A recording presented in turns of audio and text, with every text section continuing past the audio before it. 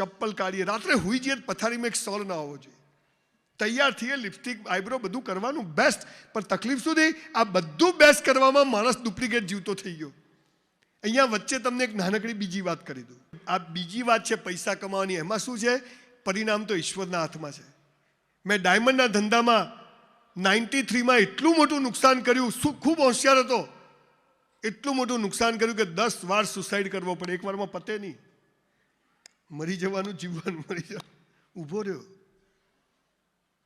મેરા હૈ સો જાવે નહીં, જો જાવે સો મેરા નહીં. જ્યારે જ્યારે જગત મને નડે છે ત્યારે ત્યારે મને મારામાં કંઈક જડે છે, હે ને? એટલે ગભરાવું નહીં, સો મસ્ટ ગો ઓન, ચાલુ રાખવાનું. ઘણા બધા લોકો મને મેક્સે ધંધામાં નુકસાન છે, સ્ટાર્ટઅપ પડશે, પણ ધંધામાં એક વાત યાદ રાખજો, વ્યાજે પૈસા લઈને